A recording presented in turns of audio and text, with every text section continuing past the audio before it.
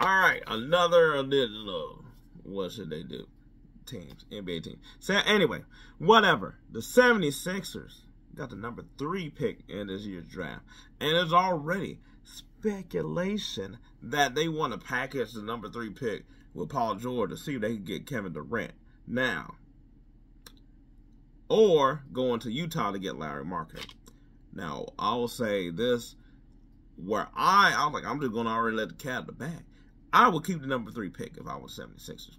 I think this one is a little bit more of a no-brainer in a different way than I even think of the Mavs. And I was like, the Spurs, I also think is a no-brainer. I think draft a person. But anyway, I was like, yeah, I don't think this is a no-brainer. To me, this is a no-brainer. You keep the pick. I was like, I don't care who you necessarily have it as an option. You know, say Flagos number 1, and then say, I was like, H. Bailey go number 2. I was like, if you got to take Harper, I guess go ahead and take Harper and you figure out your 3-guard rotation, you know, with McCain, Maxey, and Harper. I was like, if San Antonio, they wouldn't take Harper, but I was like, because they already got Castle last year and they got De'Aaron Fox, but you just take Bailey. To me, it's not, I was like, the 76ers to me, in this case, need to go young. Like, unlike the Mavs, I was like, I could see if they did trade for a certain veteran to complete that, whatever. 76ers, I'm like, you don't know about Embiid's health. You don't know about Paul George's health or how he's going to play, even if he's healthy. I was like, get a young player. I was like, that could develop. Tyrese Maxey is still hella young. Then I'm like, it works. That I was like, it works out whether it's like he's able to play and fit right alongside of them, or at some point, if you just sort of got to bite the bullet. And I was like, we don't know more you're going to stick through this or not. I was like, I have like this whole thing. But I was like, you got Embiid for 5 years. You got Paul George for 5 years. Then I was like, you got a young person that you could be like, boom, we at least got them with Tyrese Maxey. We're off to the moon of trying, I guess. Now, going back to the whole, like, should they trade Paul George and Kevin Durant? I was like, the only reason I think it's a good idea is just because Kevin Durant's deal is shorter than Paul George. Like, would you have to give Kevin Durant a new deal? You know, a la the way that Jimmy Butler got a new deal? Maybe, but I feel like now, especially with more hindsight, you're probably not going to give him no big deal like the way you gave Paul George a big deal. But so it's like, in that sense, it will be shorter and probably much more manageable than you will with Paul George. And also, the one thing we can say, as long as Kevin Durant doesn't get hurt, that he's coming out, he's going to ball, and he's always going to play top tier as best as he can. Whereas like Paul George, we've seen that it's like maybe not. So I think it's a win-win from all those things. The con of it all, to me, is really just like, we're going to do this again. We're going to try this again. Like, yes, is he a better, I think, I was like, to me, is he a better support that is like, he's actually going to be there in a way that Paul George isn't? And especially like, if Embiid's not going to be there, you can actually count on your number 2. Yes, I do think that is better. But it's also like, we're just going to plug in another veteran guy just to try again and see how this goes. I was like, hey, I guess it's better to keep trying than to stop all at once. But I was like, at the end of the day, you're sort of just doing the same thing or whatever. But like I said, I don't think it's wrong. I don't think it's wrong. I wouldn't do it. I just don't. I was like, but I do understand that it's a better option than Paul George because that's how far he's fallen at this point. The one I do kind of like a little bit more is Lauri markkanen. One, I think I was like, he is getting up there to 30, but to me, I was like, he doesn't have the same tread that a lot of other players do, because I was like, in Chicago, he wasn't really used like that, and he got jettisoned to Cleveland. I was like, he was also hurt during that time in Chicago as well, too, that when he was in Cleveland, I was like, there were so many other people around him.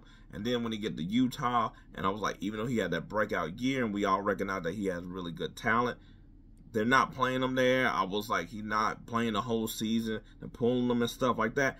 And maybe that's a good way of looking at it. He doesn't really have the same tread on his tire because he hadn't been to the playoffs like that. I was like, he hadn't been playing hell amount of minutes like that, hell a lot of games like that. That he might actually be a little bit more preserved.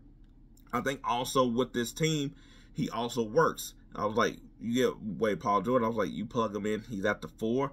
I was like, with Embiid, I was like, he stretched the floor in a way that helps Embiid, helps Tyrese Maxey. I was like, you got a dude that could play off Tyrese Maxey as well, too.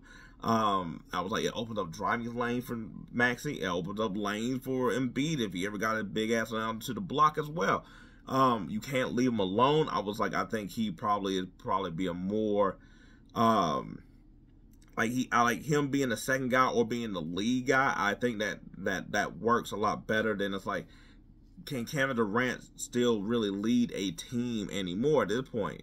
It's like yeah, he can, but it's like it's more of a struggle. Whereas like I think marketing, I think he's sort of like in the spot where it's like, can he do it for the season?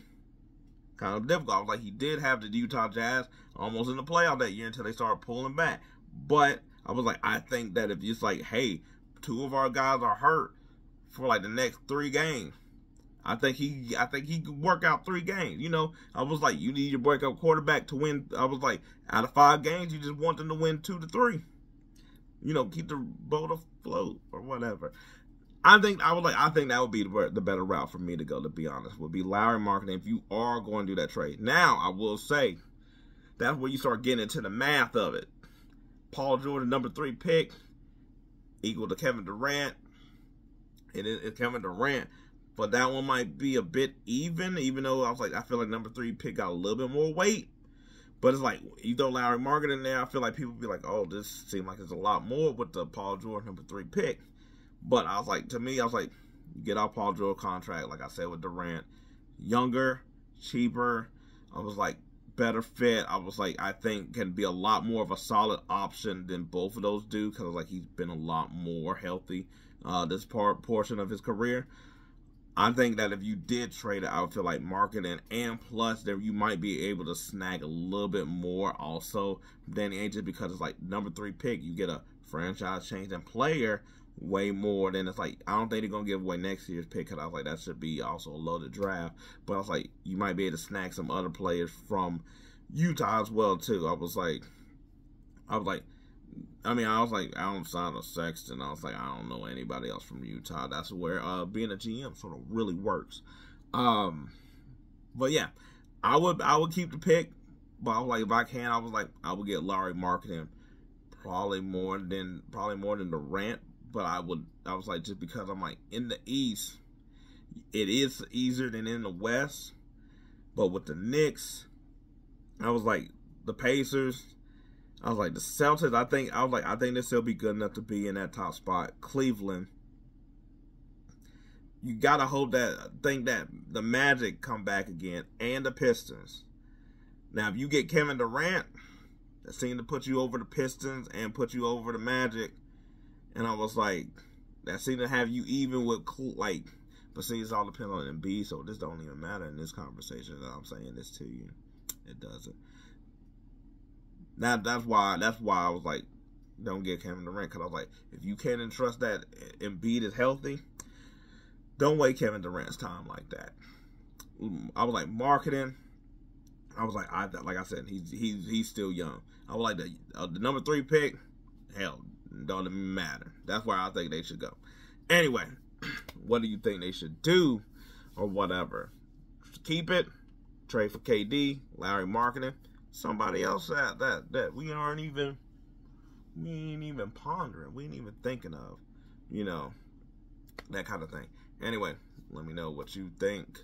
Who else do you think can pull out the bag for the number 3 pick? Because you got to imagine, it's the number 3 pick, you got to have somebody good to play. Anyway, until then, peace. I'm out.